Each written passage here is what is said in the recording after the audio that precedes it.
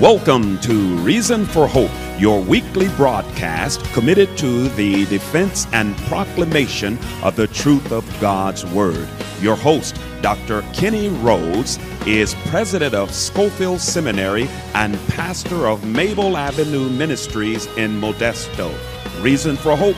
Contact us at reasonforhope315@gmail.com or by phone at area 209-380-3009. Now here's your host and Bible teacher, Dr. Kenny Rhodes. Hi, I'm Dr. Kenny Rhodes, and you've tuned in to Reason for Hope. I'm so glad you've joined us today. We're talking about Christian apologetics. We're talking about these important issues that people deal with every day. And we're going to be talking about other important issues as these programs go on. But we've been discussing issues of worldview questions, questions of why am I here? Where am I going when I die? Basic questions of life. And I want to recap and reiterate some issues that we've already discussed. And that is this great question of why is there something rather than nothing? How do we answer that question? This is a great philosophical question that scientists and philosophers and even theologians have got into discussing. And the big issue is this: why does something exist at all? There could have been nothingness, but why does something exist? And some philosophers have said, well, maybe something doesn't exist. And why is it that the issue is why does something exist instead of nothing? What if something is the general way that things should be? And so they kind of turned it around, but the issue still is today. Why is there something rather than nothing? And we understand basic reasoning like this because it leads us to think that I'm here and I can't account for myself. So where did I come from? And the something that exists had to come into existence from something else. Because there's a basic philosophical issue and statement that says this: ex nihilo nihil fit. Out of nothing, nothing comes. And we know that to be true in life. And so for this universe to exist right now, that there's something, this is a great philosophical question, because out of nothing, nothing comes. And even what the quantum physicists talk about, they talk about the universe springing forth from nothingness. And as you may have noticed, Stephen Hawking wrote a new book, and Deepak Chopra commented on it, saying that that's what he's been talking about, this great nothingness bringing forth the something. And really, that's kind of nonsense talk, because nothing can bring forth something. And even the nothing that the physicists talk about, they talk about a quantum fluctuation of the nothingness that was there, and it fluctuates, but still, it's a something. It's a mathematical formula that's fluctuating. And so they define the nothing really as something. And really, that's the conundrum here. What is nothingness? It was St. Augustine that said this: nothing is what the sleeping rocks dream of. And that's about as close as you can get to nothingness. The things that philosophers and scientists talk about today, defining it as nothingness and the universe coming out of nothing, that's really something. And that's not the issue we're talking about. Why is there something at all? Not an emptiness that they define as nothing, because even empty space is something. Even empty space has power to it. Even empty space has mathematical points and particles that fluctuate, and that's the something that the quantum physicists talk about. But why is there something rather than nothing? And this is answered 6 different ways. It's answered by some people. They say this. They say that the universe is an illusion. It's really not a something. It's a nothing. And so they approach the universe like that. Others say this: well, the universe is self-created. That's why there's something rather than nothing. The universe itself brought itself into existence. And they'll say this. They'll say, well, the universe is created by chance. It was the mathematical probabilities that brought the universe into existence. And they'll also say something like this: the universe existed from all eternity. Or, as the quantum physicists say, the universe was literally created out of the quantum fluctuation of nothingness. But the other issue, and the other way to ask this question and to comment on this question is this: an eternal, self-existent God created the universe. And I want to show you that that is the most reasonable supposition as to why there's something rather than nothing. And I want to simply answer these other 5 issues, and then we're going to delve into a bunch of different programs on talking about the arguments for God's existence and issues as to whether or not we should argue or formulate arguments and give reasons for God's existence. So let's discuss these first 5 issues as the universe being an illusion, the universe is self-created, the universe was created by chance, the universe was created by nothing, and the universe existed from all eternity. Let's jump into this and let's deal with this issue. And here's a universal maxim that we're dealing with. We're saying this, that once all other options have been deduced, the only option that's legitimate is the one that remains. We're going to look at these 6 issues, and we're going to deduce issues from all of these 6 questions or statements, and we're going to see that the only reasonable, logical one is that a self-existent God created this universe. So let's answer this one first. There is not anything at all. The universe is an illusion. This is what's called solipsism. Not scallopsism, but solipsism. The idea that everything's illusion, like the Buddhists would say, Maya. Everything is just an illusion. It's just a dream. And there's really nothing at all, but everything is illusion. Well, that's really easy to answer because there's a couple different ways that we can answer this.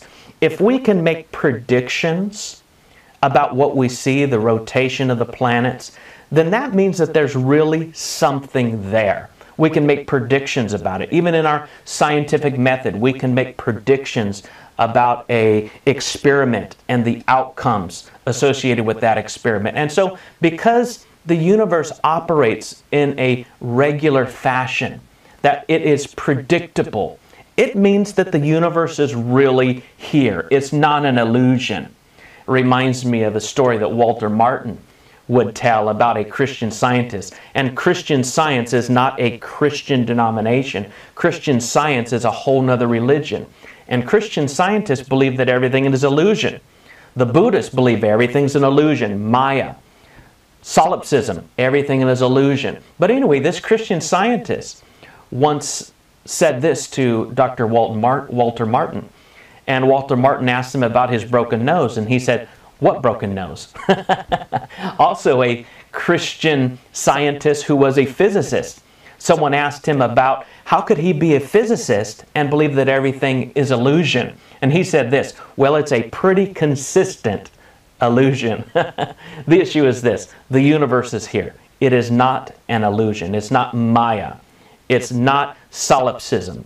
It is really here. It's predictable. And even by our own experience, you can't tell me that my pain is not real. And I can't tell you that your pain is not real. We are really here, and there is really something rather than nothing. And how do we answer that? What is the most reasonable answer to why is there something rather than nothing? The other proposition is this: the universe is self-created. Now that's kind of an interesting statement because it catches people off guard. The universe is the answer for itself, and this is a way you would answer that. Something to create itself would have to exist before it exists. And that's kind of a nonsense statement. For something to create itself, it has to predate itself to create itself. And that's a logical absurdity. That's nonsense. The universe cannot create itself. And this whole idea about us being God and about us being a part of the universe and the universe being God and we all being a part of this great oneness and we are an answer to why we're here because we're self-created, the universe created itself. That's really logically absurd because you have to predate yourself meaning you have to exist before you exist in order to bring yourself into existence. It sounds illogical. It sounds nonsensical. And that's really what it is. It's a logical fallacy. We know through experience, we know through first principles of logic that there's certain ways that we are and we think. And there are things that are absurd. It's nonsense. 2 plus 2 will never equal 5. And not only that, the law of causality rules our universe, and something cannot create itself. Another statement made by others is that the universe was created by chance. That somehow by the random throw of the dice, the universe came into existence. Somehow by random processes, by chance, the universe just picked itself up by its own bootstraps, and nothingness and chance brought it into existence. Now we'll deal specifically with the nothing brought the something into existence, but right now I want to talk about this chance thing, because chance is really nothing. You see, we talk about chance, we talk about probabilities, but chance is nothing, and chance is no thing. See, chance has no being. Chance has no essence. When I say, hey, there's chance over there, that's nonsense. You can't point to something and say, hey, there's chance. You see, chance has no being in and of itself. It is nothing. It's just this probability that we talk about, mathematical probability. And here's the thing. If chance brought about the universe, what was the chance happenings that were happening in order to make the something from nothing? You see, it's illogical. Chance is nothing. It has no creative power. Chance has no creativity because it's nothing. Look at what R.C. Sproul said about chance. He said this: sophisticated arguments of chance creation have been formulated which dazzle our mathematical comprehension. What are the real chances the universe was created by chance? Not a chance. Chance is incapable of creating a single molecule, let alone an entire universe. Why not? Chance is no thing. It is nothing. It's no thing. It is not an entity. It has no being, no power, no force. It has no ability to create. He says this: it can affect nothing because it has no causal power within it. It is a word which describes mathematical probabilities which, by the curious flip of the fallacy of ambiguity, slips into the discussion as if it were a real entity with real power. Indeed, supreme power, the power of creativity. You see, chance is nothing. Chance can do no thing. Now let's answer the issue of the universe being created by nothing. And this kind of dovetails off of what we just talked about. Nothing, you really have to think about that. What is nothing? Is it what sleeping rocks dream of? What is nothingness? And when scientists begin to define nothingness, it automatically becomes something. We can't even conceive of what nothingness is. But here's the thing. If the universe came about from nothing, it would violate a fundamental principle that we know, and that is this, the law of causality. For every effect, there must be a sufficient cause to produce that effect. And if the universe is an effect, then there must be a sufficient cause to produce that effect. And that is really a logical fallacy in and of itself as well. Nothingness can bring about nothingness.